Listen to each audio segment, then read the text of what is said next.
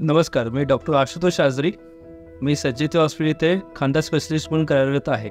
आज मी एक महत्त्वाच्या टॉपिकवरती तुमच्याशी डिस्कस करणार आहे, ते म्हणजे rotator cuff. Rotator cuff tear म्हणजे काय? जेव्हाही रोटेटर कफला इंजुरी होते किंवा फाटतो. पण रोटेटर कफ म्हणजे काय? रोटेटर कफ म्हणजे जो आपला खांद्याचा सॉकेट आहे आणि बॉन आहे, ते दोन्हीला पकडण्यासाठी एक मसल असतो. ते ग्रुप ऑफ मसल्स म्हणतो. त्याला 4 मसल्स असतात, जे एकत्र येऊन खांद्याच्या बोन्सना स्टेबिलिटी देते किंवा स्थिरता देतो. जनरली जसं आपलं वय वाढत जातो तसे ते मसल्स थोडे धीरे धीरे वेअर अँड टेअर व्हायला लागतात. त्याच्यामुळं काय होतं की आपले खांद्याचे फंक्शन्स अफेक्ट व्हायला लागतो. हात उचलणे, पेन होणे किंवा रात्री झोपेत ते दुखणे, हे सगळे सिम्पटम्स यायला लागतात. जसं आपलं ह्या वयामध्ये, वाढत्या वयामध्ये जर पडला, लागलं, डायबिटीज आलं किंवा थायरॉईड आलं किंवा लिपिड डिस्फंक्शन झालं, त्याच्यामुळे ते मसलची इंजुरी वाढत जाते आणि त्यातून इंजुरी वाढल्यामुळे ते मसल फाटू शकतो.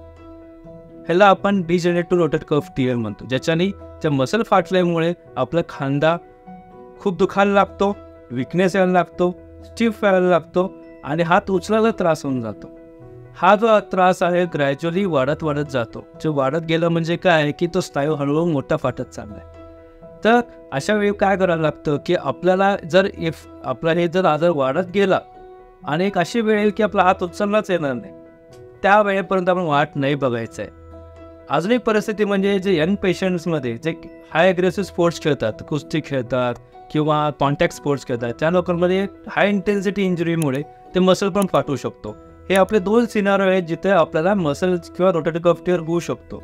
अशा परिस्थितीत जेव्हा तुम्ही आपल्या खांद्याच्या स्पेशलिस्टला भेटता, ते तुम्हाला चेक करून बघतात की तुमचे मसल्स किती मोठं फाटलेलं आहे किंवा तुमचं किती विकनेस आहे, किती त्रास होतो, तुमचे पॉवर किती कमी झालेलं आहे, फंक्शन किती कमी झालेलं आहे. हे सगळं असेसमेंट केल्यानंतर आम्ही तुम्हाला काय इन्व्हेस्टिगेशन करायला सांगतो. त्या म्हणजे एक्सरेमध्ये आपल्याला काय समजतं की आपल्याला स्नायूमध्ये काय कॅल्शियम जमा झाला आहे का, त्या स्नायू फाटल्यामुळं काय हाड वाढलेलं आहे का, किंवा आपल्या सांध्यामध्ये काय झीज आलेली आहे का, हे सगळं बघण्यासाठी एक्सरेची गरज पडते.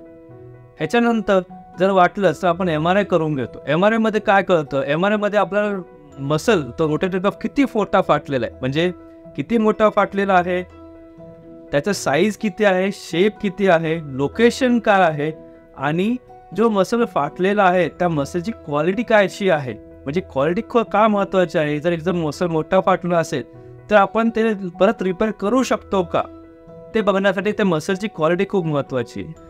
जसं टाइम निघत जातो त्या मसलची क्वालिटी हळूहळू कमी होत जाते, खराब होत जातो.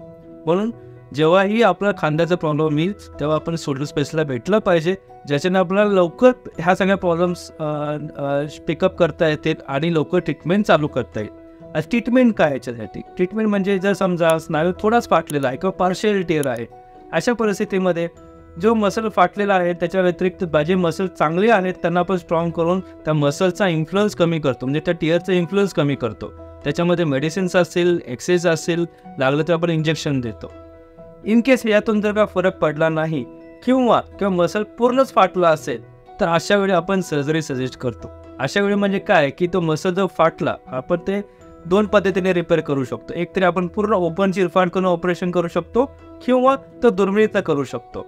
दुर्मिळीतनं करणं प्रिफरेबल असतं किंवा ॲडवायजेबल असतं किंवा ते मिनिमम इन्व्हेसिव्ह पद्धतीने करतो.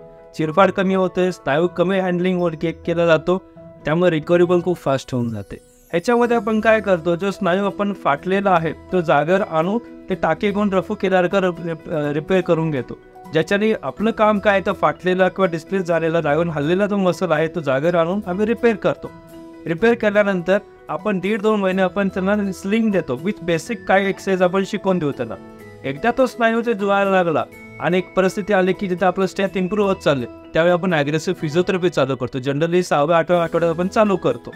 एकदा ते स्ट्रेंथ वाढत गेलं, फंक्शन इम्प्रूव्ह होत गेला, नंतर मोबिलिटी वाढत गेली, नंतर आपण फंक्शन वाढत, हे सगळ्या गोष्टी क्रायटेरिया ज्याच्याने आपलं प्रोग्रेसिव्ह आपण एक्सरसाइज वाढत जातो. जनरली 3-4 महिन्यात फंक्शन बऱ्यापैकी येऊन जातो.